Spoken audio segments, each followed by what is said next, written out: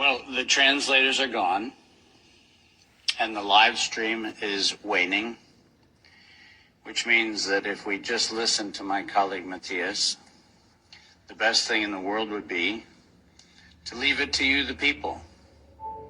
Now it's up to you to share what clearly, based on the cavernous emptiness we see in all of these spaces, is only going to be heard if you share it.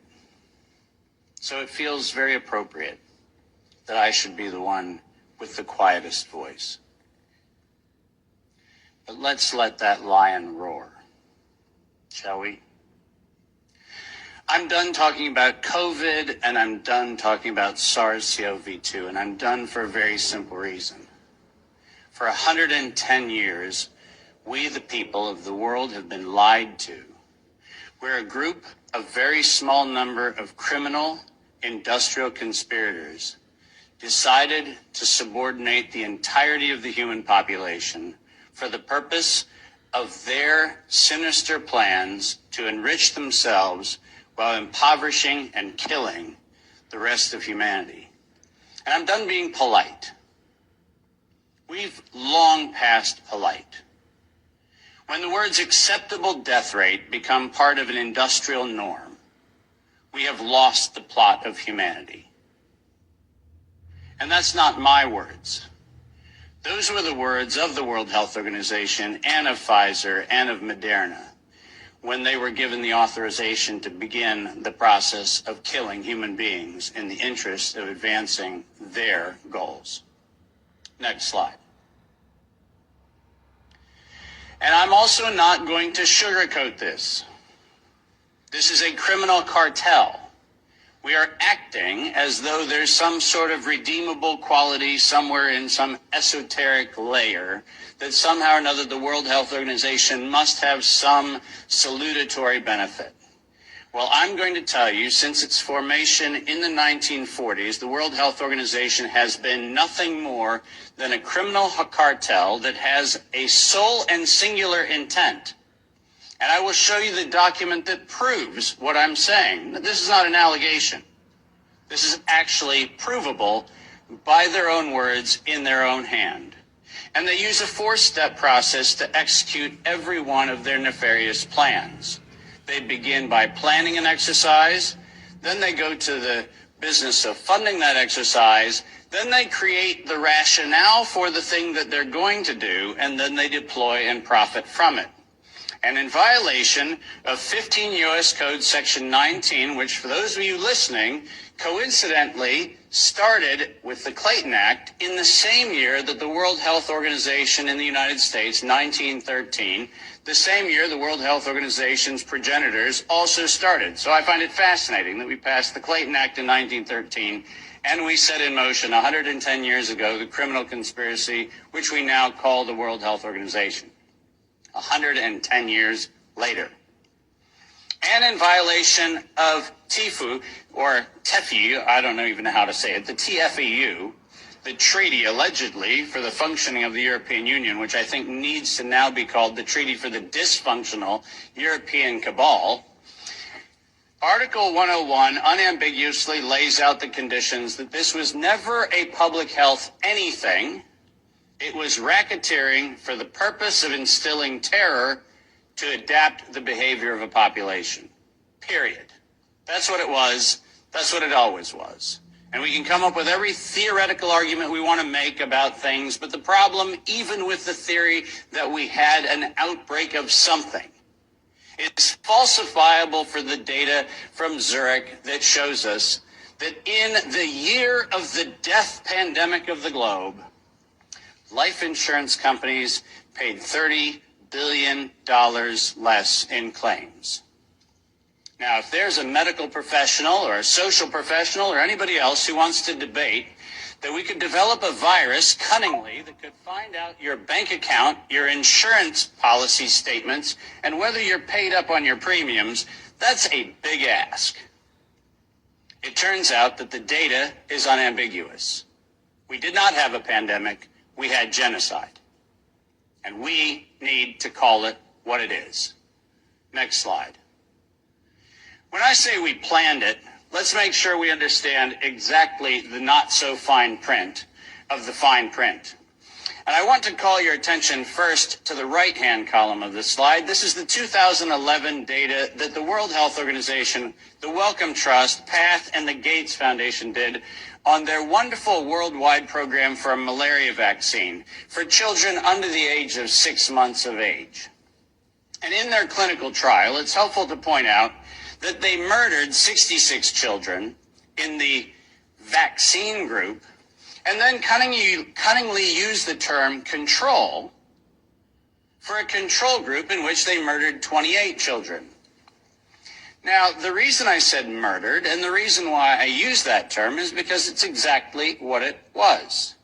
Because it turns out that this control group was not a saline injection. It was not some sort of innocuous, innocent thing. It was actually a cocktail of other known pathogenic disease-carrying injections. The control group was known to kill people, and the experimental control group was actually theoretically maybe going to kill people. And what we did was we actually went ahead and murdered them all. And cunningly, under Article 5, Section 13, which I've put on this slide, I want you to understand why I said, at its formation in 1947, when the WHO was funded and founded, it was funded and founded by people intent to commit a crime because of their own language. Section 13 of Article 5 ends with the following statement: immunity from personal arrest or detention, blah, blah, blah, immunity from legal process of every kind. Now, if you didn't intend to commit a crime, why would you need to give yourself permanent and absolute immunity from every form of prosecution, and it's worse, even investigation for prosecution of every kind? People sit there and pretend, well, that's like diplomatic immunity. Do you realize this isn't even meeting the standard of diplomatic immunity? This is a criminal organization who set in motion their own law to protect themselves against crimes they knew they were going to commit. And when I say they knew they were going to commit, I mean they knew it. Because their first Director General, none other than Dr. René Sand, who happened to be in the hospitality of the Germans in Dachau in 1940 earlier, in 1947, mysteriously, with the largesse of the Rockefeller Foundation, was nominated to become the first Director General of the WHO.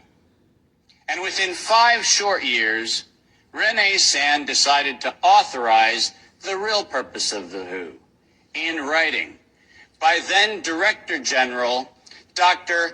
Brock Chisholm, who advocated for population control as its primary objective. Does that sound like public health to anyone in this room? This is not public health. This is the advancement of the same genocidal program that began with the Carnegie Foundation's funding of the eugenics office at Cold Spring Labs in the United States in 1913 under the philanthropy of Andrew Carnegie. People, stop fooling yourself. We debate the leaves on the tree of what we call this pandemic thing, but we're not going to the root. This was an organized crime, racketeering entity set up to give itself first absolute immunity and then execute its plans to make sure it controls who lives, who dies, and who gets any chance at life. And if you think that I am somehow inflating numbers, let me be unambiguous. Under every treatment of tax provision, if I were to tell you that there is an 88% controlling interest of any organization, you might conclude that that actually aggregates into a controlling interest.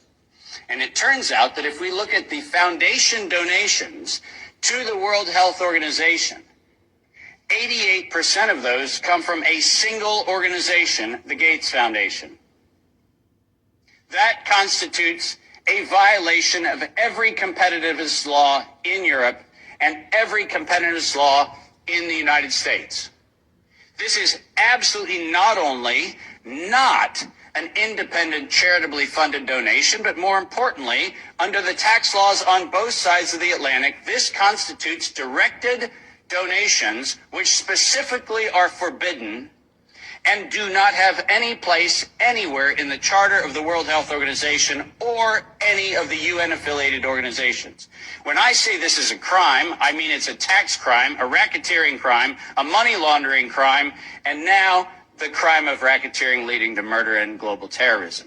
Next slide. I told you that the second thing after they plan it is they fund it. And why don't we use the criminals' language in their own words, because it's the best way to say it.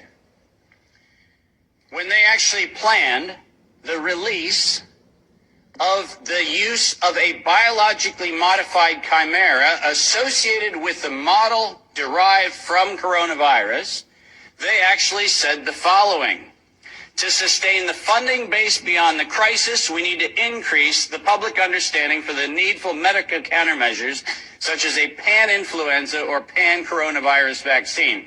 Now, let me pause for just one moment and remind you that the crisis that they were speaking of was a crisis of diminishing funding.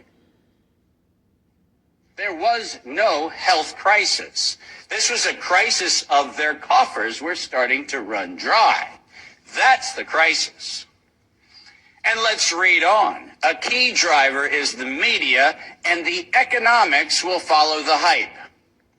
We need to use that hype to our advantage to get to the real issues. Investors will respond if they see profit at the end of the process.